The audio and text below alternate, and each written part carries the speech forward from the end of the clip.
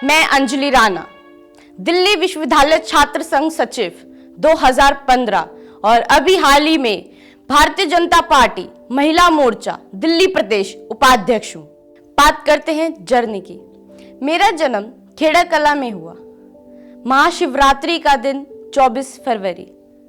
पुत्री कुलदीप राणा की। माता का नाम दर्शना राणा, भाई का नाम हिमांशु राणा, दादा का नाम जय भगवान राणा। स्कूल में इतनी पढ़ने लिखने वाली तो मैं खैर नहीं थी। मैं बहुत ही ज़्यादा एवरेज स्टूडेंट थी और मेरे माता पिता को हमेशा डर लगा रहता था कि ये 10th करेगी कि नहीं, 12th करेगी कि नहीं, और इस बात को लेकर हमारे घर में काफ़ी बहस भी होती थी। लेकिन मैं क्या करूं, मैं पढ़ती थी, मैं मन लगा कर पढ़ती थी, लेकिन पता नहीं मेरे अंक क्यों नहीं आते थे। जब भी मेरे पिता स्कूल जाते तो वो मेरी कोई ना कोई ताज़ा और सनसनी शरारत घर लेकर आते। टीचर उनको मेरे बारे में शिकायत करते थे। मैं बहुत ही निराश थी। हालांकि मुझे नहीं लगा कि मैंने कभी भी शिकायत की। मैं बस अपने टीचर से ये सवाल पूछती थी कि जो किताबों में लिखा है उसकी शुरुआत कहाँ से हुई। जो किताबों में लिखा है हम उसको मान लेते हैं, लेकिन उसकी शुरुआत भी तो कहीं से हुई होगी, और वो किताबों में क्यों नहीं है। मुझे वो जानने की बहुत ज़्यादा उत्सुकता रहती थी और कोई भी चीज़ बीच में से उठाकर मेरे दिमाग में नहीं घुसती थी। ये बात कहीं ना कहीं टीचर्स को लगती थी कि मैं शायद क्लास डिस्टर्ब कर रही हूँ, लेकिन ऐसा नहीं था और वो मेरे माता पिता को मेरी शिकायत करते थे।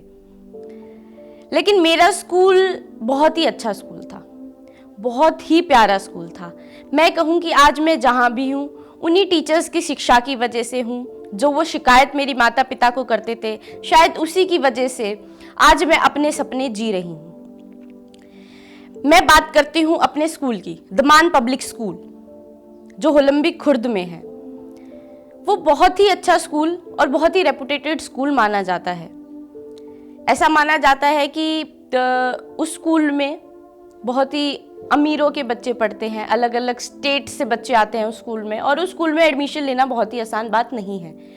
लेकिन मेरी और मेरे भाई की शिक्षा उसी स्कूल में हुई और नर्सरी से हम उसी स्कूल में पढ़ते थे। हमारे स्कूल का एक रिवाज था कि कोई भी बॉर्डर ही यहाँ का प्रधान बनेगा, जिसको हम कहते हैं वाइस प्रेसिडेंट, प्रेसिडेंट, सेक्रेटरी। लेकिन मैंने ये रीत तोड़ दी। मैं हमारे स्कूल की पहली day scholar vice president girl रही।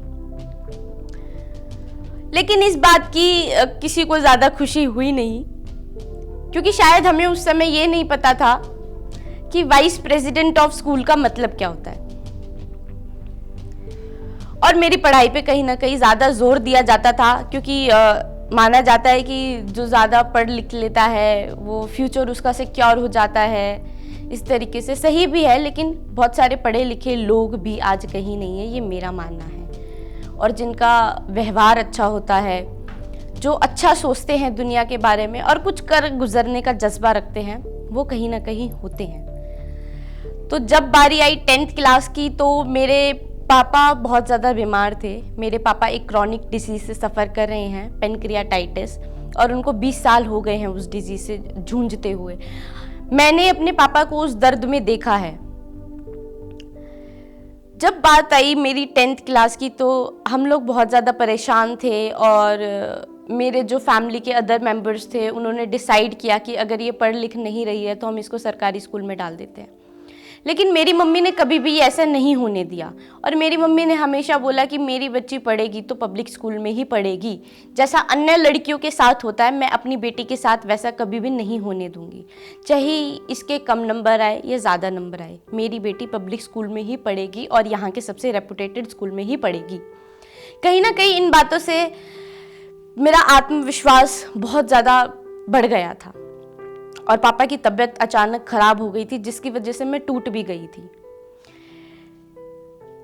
और 10th क्लास बोर्ड के एग्ज़ाम, उसकी टेंशन भी मुझे अलग ही थी, क्योंकि आप सबको पता है, मैं बता रही हूँ कि मेरे ज़्यादा अच्छे नंबर नहीं आते थे। मैं पढ़ाई में बहुत ही ज़्यादा एवरेज स्टूडेंट थी।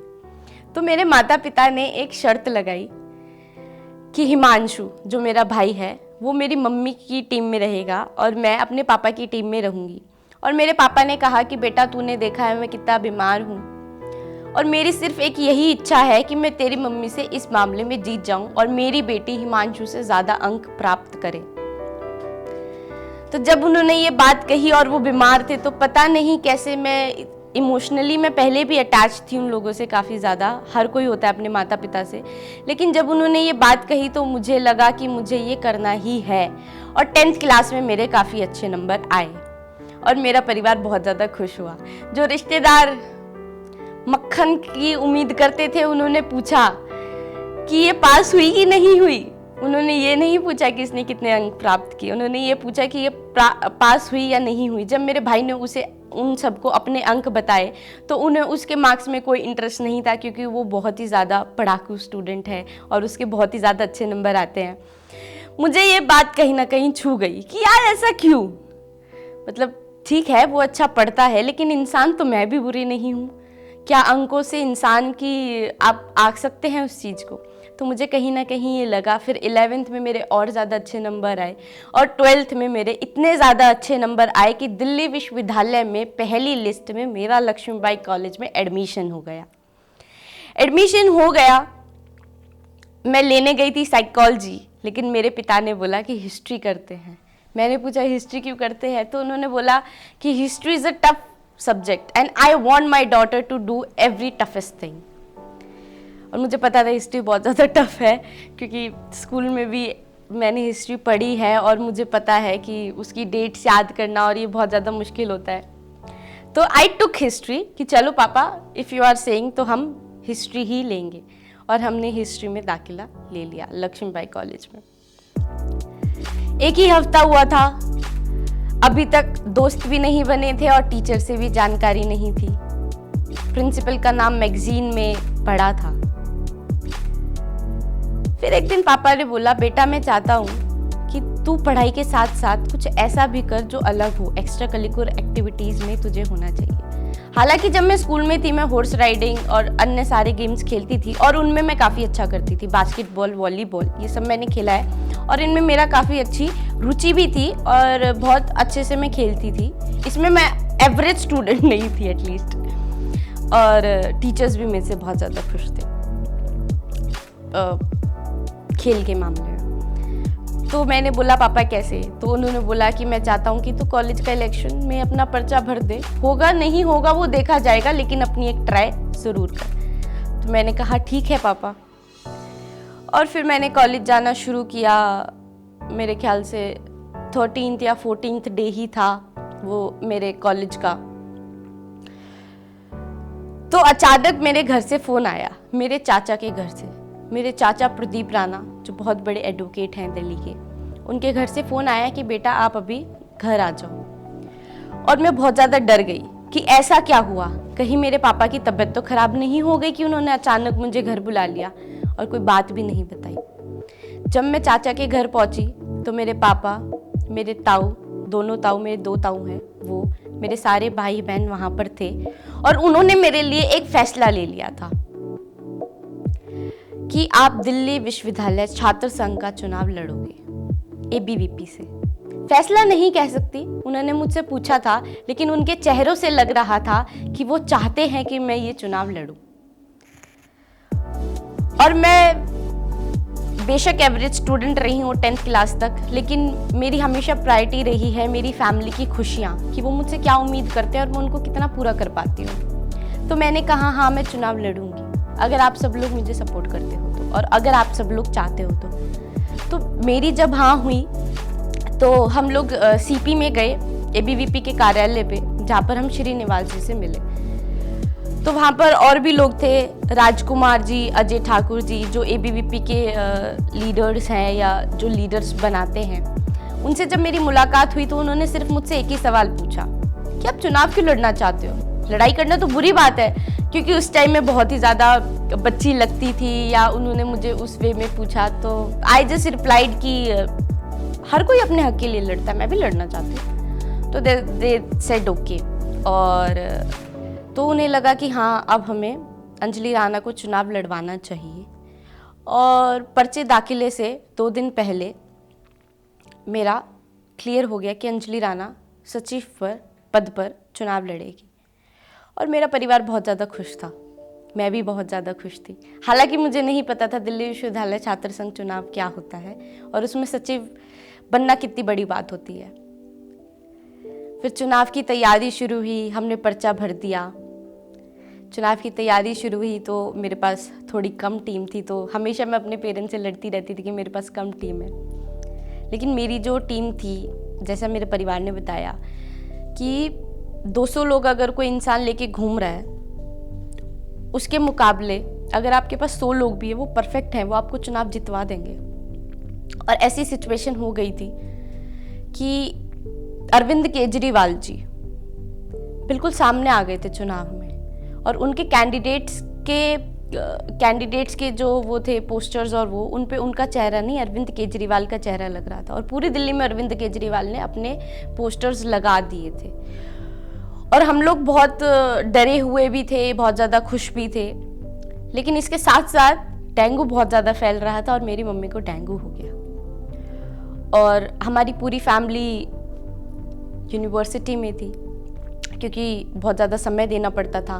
कॉलेज में प्रचार करने के बाद हमें एबीवीपी कार्यालय जाना पड़ता था, फिर हॉस्टल्स जाना पड़ता था, तो हम रात के 1 या 2 बजे फ्री होते थे। और इधर मेरी मम्मी को डेंगू हो गया और मैं कहीं ना कहीं घबरा गई और मुझे लगा कि अब रहने देती हूँ, क्योंकि मेरी मम्मी का डेंगू हो गया है और वो काफ़ी सीरियस थी। तो मुझे लग रहा था कि मुझे नहीं करना चाहिए और मुझे मेरी मम्मी के साथ होना चाहिए।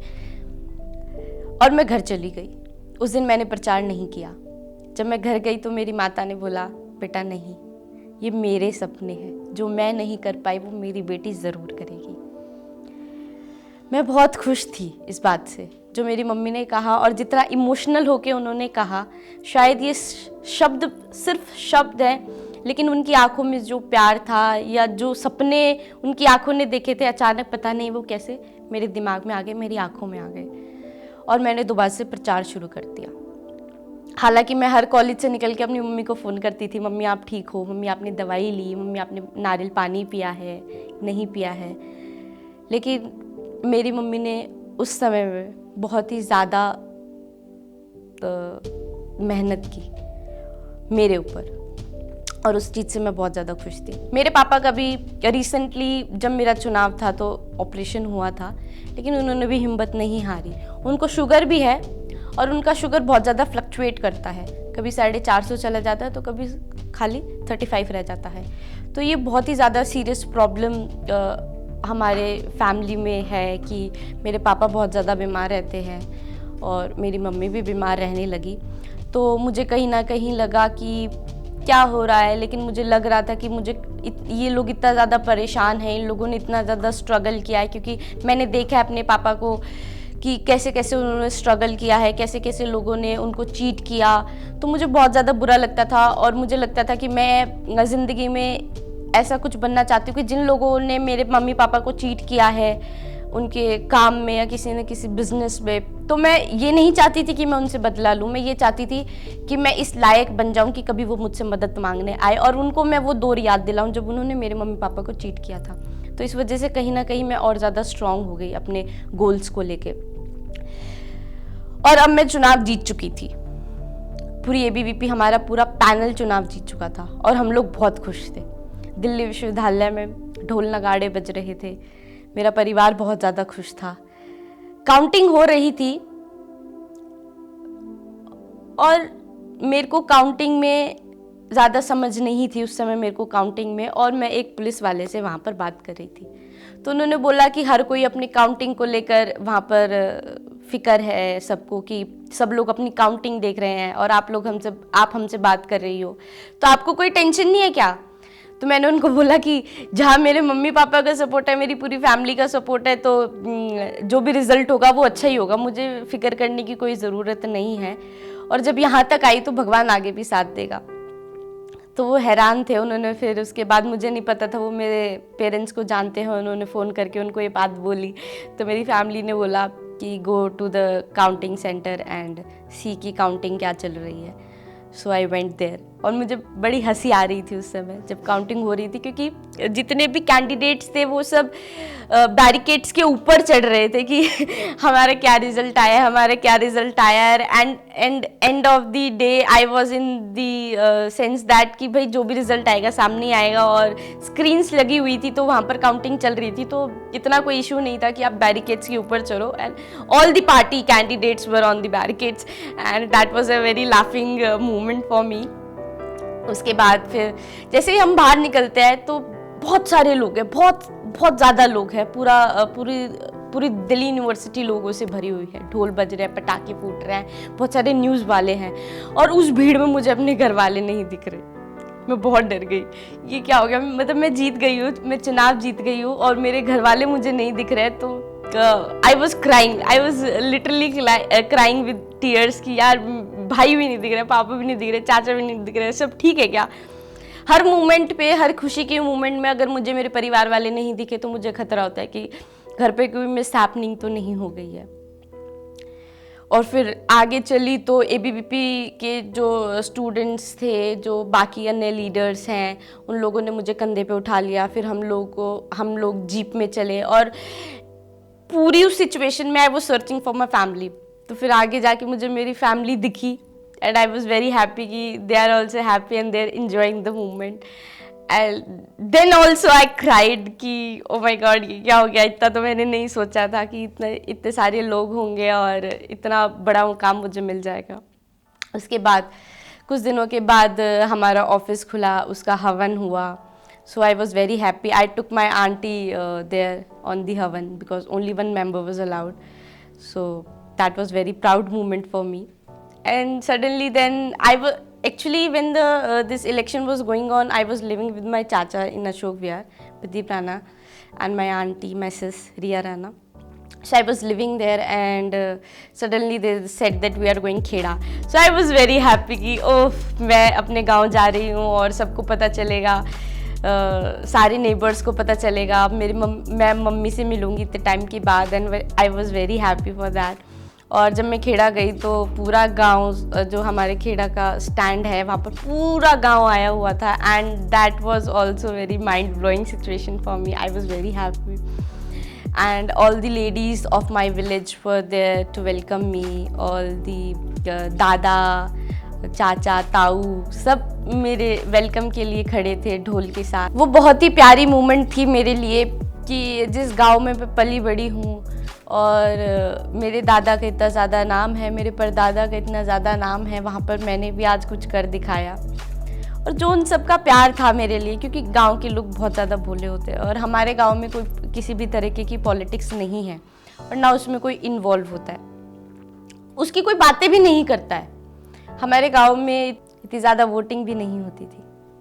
तो मेरे लिए बहुत ही ज़्यादा प्यारा मोमेंट था कि सब मुझसे कितना प्यार करते हैं। और सडनली अब गांव में से कोई ऐसी बच्ची निकल के आई है तो कहीं ना कहीं लोग मुझे कुछ आशाओं से देखने लग गए थे, जो आशा मुझे उनकी आंखों में नज़र आ रही थी कि अगर इस बेटी ने इतना किया है तो हमारी बेटी भी कहीं ना कहीं आगे जाएंगी और इससे कुछ सीखेंगी। और मैं भी बहुत ज़्यादा खुश थी क्योंकि मैंने भी पहली बार गाँव की इतनी सारी लड़कियाँ देखी थी। मैं अपने गांव में इतना ज़्यादा नहीं निकलती थी, हम भाई बहन इतना ज़्यादा नहीं निकलते थे, सिर्फ स्कूल जाते थे और अपने घर में रहते थे। हम कभी गली में भी नहीं निकले और तो और हमें गली के लोगों के नाम भी नहीं पता था।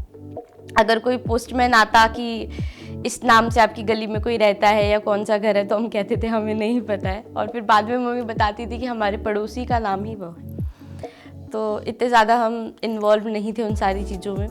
हम लोग सिर्फ कार्टून देखना, खाना पीना, स्कूल जाना, होमवर्क करना, सिर्फ इन्हीं चीज़ों में इन्वॉल्व थे। हाँ, मैं बहुत ज़्यादा शरारती भी थी और पापा आते थे तो मम्मी भी मेरी एक दो कंप्लेंट्स के साथ रेडी रहती थी। मैंने हिमांशु को पीट दिया, अब इसको पीट दिया, अब उससे लड़ ली। तो इन चीज़ों में बहुत ज़्यादा इन्वॉल्व रही हमेशा से। और फिर अचानक सब कुछ चेंज हो गया।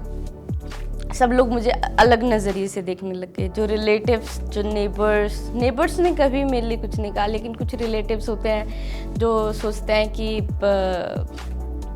ये अच्छा है, ये बुरा है। तो उस समय में मेरे लिए भी कमेंटिंग होती थी कि Himanshu is very sincere then Anjali is a naughty child and all that, and I never like that. So उनका भी सडन बिहेवियर मेरे लिए चेंज हो गया।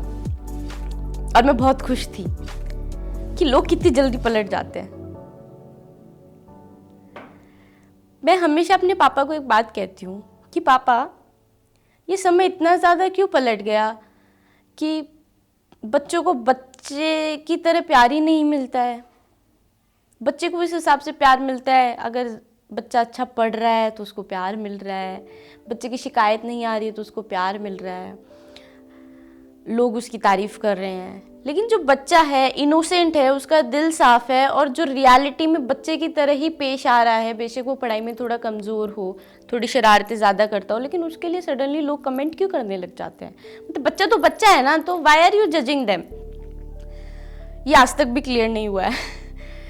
तो मेरे पापा हमेशा कहते थे, हाँ बेटा, सब लोग बहुत ज़्यादा चेंज हो रहे हैं और यहाँ पर प्यार की कोई और ही परिभाषा है, चाहे वो बच्चे के लिए हो, चाहे वो किसी चीज़ के लिए भी हो, लेकिन यहाँ पे प्यार की कोई अलग ही भाषा लोगों ने बना के रखी हुई है और उसमें हम कुछ भी नहीं कर सकते हैं। फिर उसके बाद जब हमारा ऑफिस खुल गया, मैं प्रॉक्टर मैम से मिलने गई, वीसी से मिलने गई, अन्य अधिकारियों से मिली। मैं बहुत ज़्यादा खुश थी और उन्होंने मुझे बहुत ही अच्छे से ट्रीट भी किया। प्रॉक्टर मैम को मैं बहुत ज़्यादा पसंद थी और मैं दिन में 2 बार उनके पास ज़रूर जाती थी। मुझे उनकी कंपनी इतनी ज़्यादा अच्छी लगती थी। मैं चाय नहीं पीती थी तो स्पेशली मेरे लिए दूध मंगवाती थी, and I love that part. Proctor Satyavanti, very nice lady. और रियलिटी में बताऊं तो दिल्ली विश्वविद्यालय के बारे में मुझे उन्होंने ही समझाया कि यहाँ पर क्या होता है और किस किस प्रकार के स्टूडेंट लीडर्स यहाँ पर आए हैं और क्या क्या प्रॉब्लम्स होती है और स्टूडेंट लीडर को चुना क्यों जाता है। ये पहले मुझे कभी किसी ने नहीं बताया था, लेकिन उन्होंने ही मुझे इसकी परिभाषा समझाई। और जब मैं उनसे मिलने जाती तो बहुत खुश होती थी। उनकी भी एक बेटी है जो बॉम्बे रहती हैं, लेकिन वो थोड़ी सी, उनकी मम्मी बीमार थी तो बहुत ज़्यादा परेशान रहती थी, तो वो चीज़ें भी मुझसे शेयर करती थी, मैं भी शेयर करती थी। मेरे पापा कैसे परेशान हैं 20 साल से, कितना पेन उनको होता है और पूरे इंडिया में उनका इलाज नहीं है। इंडिया से बाहर भी हमने उनकी रिपोर्ट्स भेजी, वहाँ पर भी उनका कोई इलाज नहीं है और हम लोग कितना परेशान रहते हैं। अपने पापा को तड़पता देखा है हमने दर्द में, तो उसी वजह से शायद आज तक मैंने कोई गलती नहीं की। मेरे माता पिता को मेरी कोई इतनी बड़ी गलती सामने उनके नहीं आई। और कहीं ना कहीं फिर जब मेरा टेन्योर शुरू हुआ तो मुझे पता चला, ओ माय गॉड, यहाँ पर कितनी ज़्यादा प्रॉब्लम्स हैं, कितनी ज़्यादा प्रॉब्लम्स हैं। 765 केसेस आज भी मुझे याद है। 765 केसेस मैंने गर्ल्स के सॉल्व किए। कहीं उनको रैगिंग की प्रॉब्लम थी, कहीं उनको टीचर परेशान करते थे, कहीं उनको क्लास डिस्प्यूट्स इतने ज़्यादा होते थे। और क्या होता है ना कि कुछ प्रिंसिपल ऐसे होते हैं जो स्टूडेंट्स के साथ या स्टूडेंट लीडर्स के साथ कोऑपरेट नहीं करते, और मुझे भी ये देखने को मिला। बहुत सारी गर्ल्स थी जिनको बहुत ज़्यादा प्रॉब्लम थी।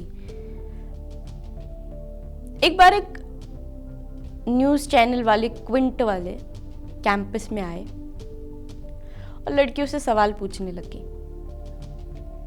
कि आपको शॉर्ट्स पहनना पसंद है कि नहीं, घर वाले अलाउ करते हैं कि नहीं, सेक्स के बारे में सवाल पूछने लग गए। किसी ने मुझे बताया, मुझे बहुत ज़्यादा गुस्सा आया, लेकिन उसके अगले ही सेकंड किसी ने मुझे रोक लिया कि नहीं, ये फ्रीडम है और आप किसी को नहीं रोक सकते उनके व्यूज़ देने के लिए।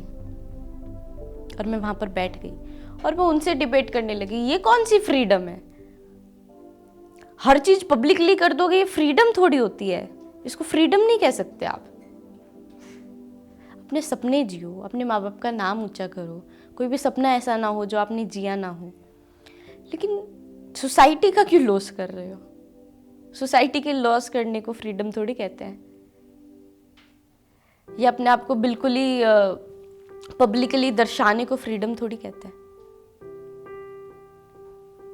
तो कहीं ना कहीं मैं बहुत ज़्यादा स्ट्रेस में थी, सैड थी, लेकिन सडनली मेरे पास 3 लड़कियाँ आई ये कहकर कि हमें अच्छा नहीं लग रहा, और मुझे तो सिर्फ ज़रूरत थी किसी के कहने की मुझे अच्छा नहीं लग रहा, क्योंकि मुझे खुद अच्छा नहीं लगते।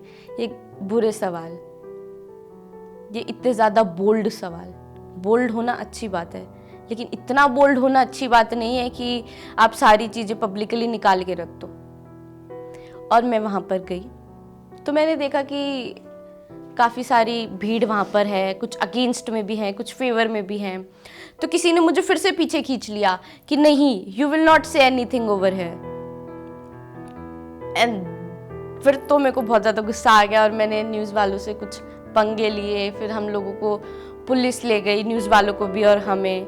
फिर बहुत ज़्यादा डिबेट भी हुई उस चीज़ पे, और हम पुलिस के सामने बैठे हैं, लेकिन न्यूज़ वाले, I will not name over here, पर न्यूज़ वाले रिकॉर्डिंग कर रहे थे। और जो वहाँ की एसएचओ थी आरती, उन्होंने देखा कि ऐसे रिकॉर्डिंग हो रही है पुलिस स्टेशन में भी, सिर्फ व्यूज़, और वो बता रहे हैं कि मुझे अच्छा नहीं लगा, ये कह रहे हैं कि हम अपना काम कर रहे हैं। और मैंने बोला कि भाई मेरे साथ 25% स्टूडेंट हैं वहाँ पर जो ये कह रहे हैं कि उन्हें अच्छा नहीं लग रहा है, और it means a lot to me. और उनमें से गर्ल्स हैं, बॉयज़ का कुछ नहीं, गर्ल्स हैं वो, और उनको अच्छा नहीं लग रहा है मतलब नहीं लग रहा है। If she says no, that means no. तो पुलिस वाले ने उनकी पूरी जो ऑडियो और जो रिकॉर्डिंग कर रहे थे वो डिलीट करवाई। आई वॉज़ वेरी हैप्पी, और बहुत ज़्यादा स्टूडेंट्स मेरे लिए बाहर पुलिस स्टेशन के बाहर वेट कर रहे थे, और उन्होंने मुझे कंधे पर उठा लिया। That was also very proud moment for me, and I was very happy on that moment also. कुछ चीज़ें ऐसी होती हैं कि वो कहीं ना कहीं हमें इतनी खुशी दे देती है कि हम बस अब घर जाना है और बताना है। लेकिन उस दिन मेरी गाड़ी नहीं आई थी, और मैंने सोचा कि मैं ऑटो से जाती हूँ अपने डूसो ऑफिस तक, और वहाँ पर मेरा भाई आ जाएगा और मुझे मेरे घर तक ले जाएगा। जब मैं ऑटो में बैठी तो जो ऑटो ड्राइवर था वो बहुत ज़्यादा परेशान था, और पीछे से बहुत ज़्यादा कॉल्स आ रहे थे उनको। मैंने उनसे पूछा, अंकल आप इतना ज़्यादा परेशान क्यों हो? तो उन्होंने बताया, मेरी बेटी कॉलेज में पढ़ना चाहती हूँ, उसने स्कूल क्रॉस कर लिया है, और मेरे पास इतने पैसे नहीं है कि मैं उसको कॉलेज भेज सकूँ। तो मेरे पर्स में जितने भी पैसे थे 7-8 हज़ार रुपये मैंने उनको दिए, और उनको बोला कि आप अपनी बेटी को पढ़ाओ और उसको अपने सारे सपने पूरे करने देना, और आगे भी कोई ज़रूरत हो तो आप मुझे फ़ोन कर लेना। मैंने उनको नंबर भी दिया, और वो रो पड़े। उनको देख के मैं बहुत ज़्यादा परेशान थी, और मैं वो पुलिस वाली जो स्टूडेंट्स ने मेरे को कंधे पे उठाया वो वाली मोमेंट में एकदम भूल गई, और सिर्फ वो अंकल बार बार मुझे याद आ रहे थे। मैं बहुत ज़्यादा परेशान हो गई। मैं अपने ऑफिस में जाके भी हेड डाउन करके बैठ गई, और मैं बहुत ज़्यादा परेशान थी। मेरा भाई आया, मैं उससे कुछ ज़्यादा बात नहीं की क्योंकि मैं बहुत ज़्यादा बोलती हूँ। तो वो बोला कि तू कुछ बोल नहीं रही है, तो मैंने कहा नहीं कुछ नहीं, बस ऐसे ही। फिर मैं घर गई तो पापा से मैं सब कुछ शेयर करती हूँ, पूरे दिन में क्या क्या हुआ, मैं किस किस से मिली, किस किस से क्या क्या बात हुई, मैं आज भी अपने पापा को सब बताती हूँ। तो मैंने उनको बताया तो पापा सेड कि आप जैसे बच्चे बहुत कम हैं, और अगर आप जैसे बच्चे इस दुनिया में हो जाए तो शायद लोगों का बहुत ही भला होगा, और ये सोसाइटी कहीं ना कहीं चेंज हो जाएगी। लेकिन मैंने पापा को एक बात बोली, पापा कितनी ज़्यादा प्रॉब्लम्स है, स्टूडेंट्स को प्रॉब्लम है, लड़कियों को प्रॉब्लम है, लड़कों को प्रॉब्लम है, कोई रिक्शा चला रहा है उसको हर किसी को कुछ ना कुछ प्रॉब्लम्स है, और हर किसी की अगर हम उनमें से कुछ परसेंट लोगों की भी अगर 1% भी मदद करते तो कितना अच्छा होगा। तो उन्होंने बोला हाँ अच्छा तो होगा, लेकिन हम कैसे कर सकते हैं? तो मुझे लगा पापा आप मुझे पॉलिटिक्स आगे कंटिन्यू करने दोगे? तो पापा बोले हाँ अगर तेरी इच्छा है तो मुझे कोई प्रॉब्लम नहीं है। तो मैंने उनसे पूछा पॉलिटिक्स आगे कंटिन्यू कैसे होगी? मुझे नहीं पता था एबीवीपी के बाद बीजेपी और फिर उसके बाद कैसे कैसे पॉलिटिक्स आगे कंटिन्यू होती है। तो पापा हंस पड़े और पापा ने मुझे बहुत प्यार से हक किया। मैं बहुत खुश थी कि पापा ने हक किया, मैं खुश थी उसी चीज़ में, और मैं वो मोमेंट में दिमाग में थी, लेकिन जो मेरा स्ट्रेस लेवल था, जो मैं दुखी थी, कहीं ना कहीं कम हो गया। फिर उसके बाद मैं अगले दिन गई। ऐसे ही मैंने बहुत सारी प्रॉब्लम्स दिल्ली विश्वविद्यालय में सॉल्व की, अपने कॉलेज की भी प्रॉब्लम सॉल्व की। हमारे कॉलेज में डेस्क टूटे हुए थे, कैमराज नहीं थे और कोई पुलिस प्रोटेक्शन नहीं थी गर्ल्स कॉलेज के सामने। तो मैंने जब अपने कॉलेज की प्रॉब्लम सॉल्व की तो मैंने सारे गर्ल्स कॉलेज की प्रॉब्लम सॉल्व की। जो मैंने अपने कॉलेज में बदलाव करवाए, मैंने दूसरे कॉलेजेस में भी बदलाव करवाए। उनके प्रिंसिपल को लेटर लिख लिख के, आज भी मेरे पास वो लेटर हैं और मैंने बहुत प्यार से रख रखे हैं, क्योंकि उस समय मैंने काम करना सीखा था कि कैसे लोगों से काम निकलवाए जाते हैं और कैसे काम होते हैं ऑफिशियली लेटर बेसिस पे, और कैसे हम लोगों की मदद कर सकते हैं। और उसके बाद मुझे वो दिन याद आया कि जब मैं दिल्ली विश्वविद्यालय छात्र संघ चुनाव लड़ी थी और हमारे यशस्वी प्रधानमंत्री नरेंद्र मोदी जी ने हमें मिलने के लिए उनके आवास पर बुलाया था। मैं बहुत ही ज़्यादा खुश थी और मेरा परिवार मुझसे भी ज़्यादा खुश था। तो मुझे लगा कि अब मुझे नरेंद्र मोदी की टीम में आना है, मुझे भारतीय जनता पार्टी से जुड़ना है, ताकि मैं नरेंद्र मोदी की वो टीम बन सकूं जो उन्हें चाहिए, जो उनकी योजनाओं को, जो उनके अच्छे कामों को, जो उनकी अच्छी सोच को थोड़ा सा ग्राउंड लेवल पे ले जा सके।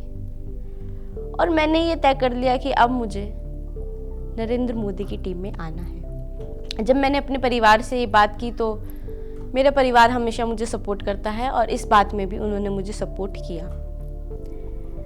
मैं भारतीय जनता पार्टी की कार्यकर्ता बनी और उसके कुछ समय के बाद मैं महिला मोर्चा में उपाध्यक्ष बनी, दिल्ली प्रदेश महिला मोर्चा उपाध्यक्ष।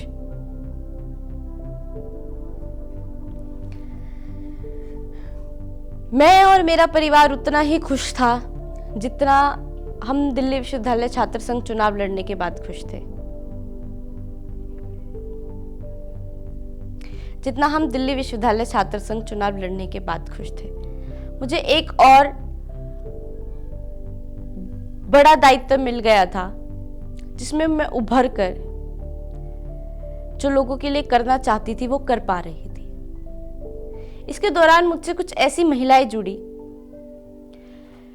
जिनको मेरी बहुत ज्यादा जरूरत थी। मेरी बहुत ज्यादा जरूरत इस वजह से नहीं कि मेरे पास पैसा है या आज मैं किसी दायित्व पे बैठी हूं, ऐसा कोई कारण नहीं था, लेकिन एक बहुत जरूरी कारण था कि वो किसी ऐसे से जुड़ना चाहते थे जो उनको समझे, जो एक बड़े पद पर होने के बाद भी उनको सपोर्ट करे, उनके घर आए, उनके साथ बैठ के खाना खाए, उनकी समस्याएं सुने, चाहे वो हल कर पाए या ना कर पाए।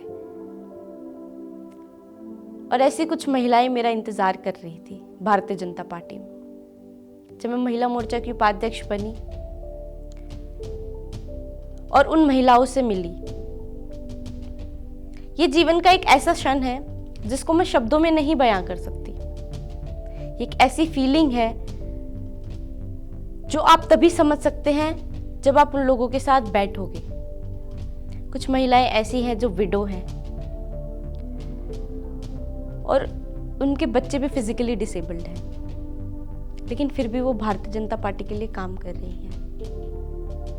और उन महिलाओं को ज़रूरत थी मेरी, जो उनके साथ बैठ के खाना खा सके, जो उनके दर्द को बांट सके और जिनके पास वो खुलकर आ सके, किसी भी समय फ़ोन कर सके कि जी मुझे ये समस्या है या मुझे आपसे ये राय लेनी है या आप इस सिचुएशन में होते तो क्या करते। और मैं ऐसी महिलाओं से मिलके बहुत ज़्यादा खुश हुई और मैं अपने जीवन में आगे भी यही चाहूँगी कि ऐसे लोग मुझसे जुड़े रहें और मैं इन लोगों की मदद कर पाऊँ। इंसान को नाम तो इंसान का मिल गया, लेकिन वो अपनी इंसानियत भूल गया है, जो बहुत महत्व रखती है। और हमें इंसानियत दिखानी चाहिए, क्योंकि कुछ लोग दुनिया में सच में ऐसे हैं जिनको हमारी इंसानियत की ज़रूरत है। इंसान होने के बावजूद हम इंसानियत नहीं दिखा पाते और कुछ लोग हमारी तरफ इसीलिए देखते हैं क्योंकि उनको उन इंसानों से इंसानियत की ज़रूरत है। तो मैं बस इतना ही कहना चाहूँगी कि कुछ बनो ना बनो, इंसान ज़रूर बन जाओ। मार्क्स कम आए ज़्यादा आए, आप किसी पद पर हो नहीं हो, ये किया है वो किया है, उन सबको छोड़ो, इंसान बन जाओ। क्योंकि इंसानियत ही है जो आप साथ में लेके जाओगे। आपके जाने के बाद ना आपकी कोई डिग्री पूछने वाला है, ना आपके पैसे कोई पूछने वाला है।